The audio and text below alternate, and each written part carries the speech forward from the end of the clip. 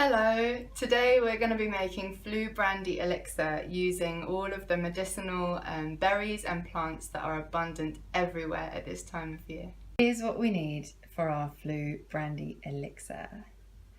1 cup of calendula flowers, 1 cup of haw-berries, half a cup of rose hips, 1 cup of blackberries, 1 cup of elderberries, a nice big tablespoon of chopped ginger, sliced peel from 1 orange, a bottle of brandy, and a nice big dollop of honey. So these are calendula flowers, also known as marigolds or pot marigolds, because people used to put them in their stew pot. I'm sure you'll recognise them. You see them a lot in front gardens and they're really easy to grow, and you probably have some growing in someone's front garden near you. They're quite sticky. They've got lots of kind of sappy stuff, which always is kind of a clue about something being medicinal, and they come in quite a few different colours, most often orange. This is the end of their season, and I would really encourage you, even if it involves sneaking into someone's garden, going and picking a few of these to put in your Flu Brandy. These flowers have 2 great qualities for our Flu Brandy. First of all, they're antimicrobial, which means that they create a hostile environment for pathogens like viruses and bacteria to thrive in the body, so it will slow down that process of reproducing virus stuff. Also, they're a lymphatic cleanser. The lymphatic system is something I don't know much about, but I want to learn more about, and it's basically this whole system of lymph stuff, mucus stuff travelling through our bodies, and when we're sick it carries a lot of toxins with it, and marigolds are a fantastic lymphatic cleanser. I pick them when they're nice and full and open and look like sunshine, and you just want to cut them just straight underneath the flower, and you'll see that underneath already there's another bud waiting to come through that will open in a couple of days time. So I'm just going to cut a few of these just under the flower, and they'll be going in our brandy. So nestled in among this lovely mugwort, we have some blackberries, and I'm sure you've been seeing blackberries springing up for the past few months. Blackberries are going to go in our Flu Brandy primarily because they're yummy, also because they're incredibly high in vitamin C and a bunch of other vitamins and minerals, so you can't go wrong with some lovely blackberries. This is the dog rose. The dog rose is a wild type of rose that makes rose hips, and we're going to be foraging rose hips for our Flu Brandy. You can recognise the dog rose for its little cat claws, these thorns in it, and for the rose hips that are really easily recognisable. Rose hips are very high in vitamin C. They have 20 times more vitamin C than oranges. You ideally want to pick the rose hips when they're quite soft, and you'll notice when you open them they have these hairy seeds, which once upon a time kids used to use as itching powder, and it really does work. If you get these down your neck you'll be itching all day. So before we put them in our brandy, we're going to take out the seeds, or another thing you can do is to just score the surface of the rose hip. This is a hawthorn tree, and hawthorn berries are not only heart medicine, they regulate your heart. If you've got high blood pressure or low blood pressure, they'll sort you out. And for the emotional heart, they really soothe and nourish the emotional heart. As well as all of that, they are incredibly high in vitamin C, so they are also going to be going into our Flu Brandy. You want to pick them when they're nice and red. This year they seem to be really full, I think maybe because of how much sunshine we had. And again, you'll find them growing up and down hedgerows. They won't always look like a tree, sometimes they'll look like a bush because of how they've been planted. This is about the time of year to pick them, so just take some nice bunches of lovely red juicy fruit off the tree and put it in your knapsack. Here we have the elderberry.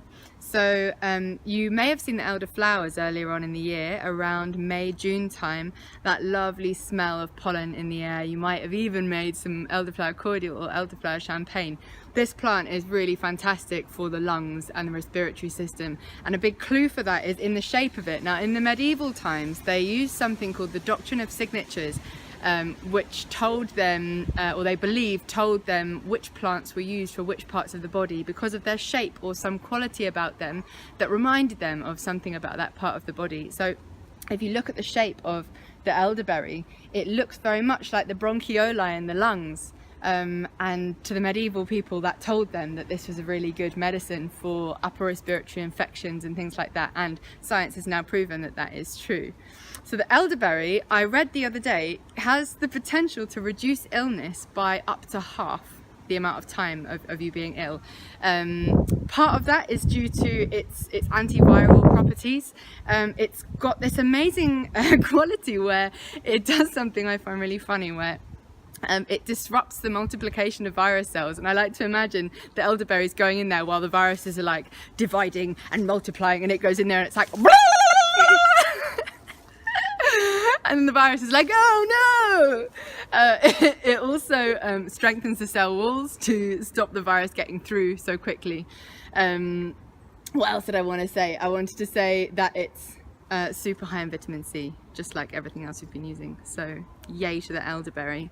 We're going to be putting this as a major ingredient in our Flu Brandy elixir.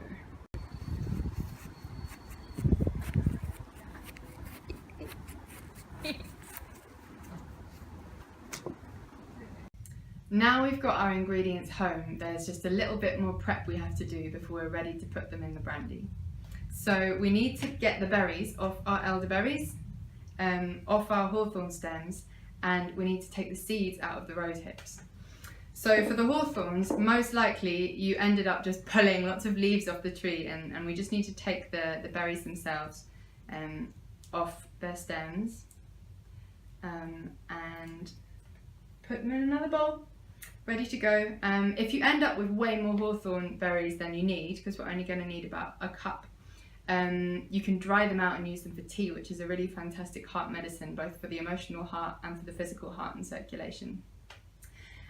For the elderberries, I find it's kind of like a bit of a tickling motion to get them off their stems. So we're going to put them in this bowl here. If you just hold them by the top of the stems and just kind of like pull them off into a bowl, it's quite a quick process. If you can get any friends to help you out, it's a good one for having a catch up and pulling elderberries off their stems. And for the rose hips, if you remember I said before, the seeds inside are really itchy. So it's a bit more of a process. You just need to cut them open. You'll see the seeds inside, and you just got to pull the seeds out. You might find that you don't think you've got very much left, but there's going to be so much vitamin C just in the skins themselves. Often with fruits, the skins are the most vitamin rich part of the fruit. If you can't be bothered to do that, you can also just get the rose hip and score into it, maybe like across a bit like you would with chestnuts, and that will allow the alcohol to draw out all of the vitamins and the minerals and the medicine out of the hawthorn, out of the rose hip. So that's all you need to do to get everything ready.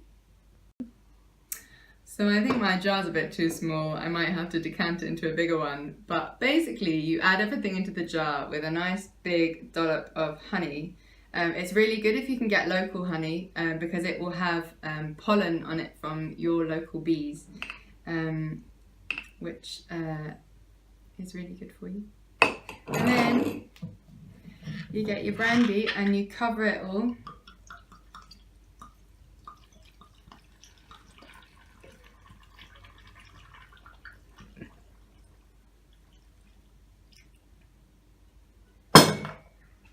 Stir it around a bit. I feel like a 5-year-old making potions. Don't feed this to 5-year-olds. And then make sure everything's completely covered. Close it up and put it in a cool, dark place for 4 to 6 weeks. When it's ready, you need to strain it through a fine sieve or muslin cloth to squeeze all of the juicy medicine brandy out. and then you can put it in a clean bottle and store it over the winter for whenever you need it. This is a great preventative. It will stop you getting sick because of all of those vitamins, and if you are sick, having a couple of tablespoons of this a few times a day will fight off your virus straight away, out the door and to infinity and beyond. So I hope you enjoy making your Flu Brandy elixir. Please let me know if you make your own, and I look forward to tasting this with you in a couple of months' time.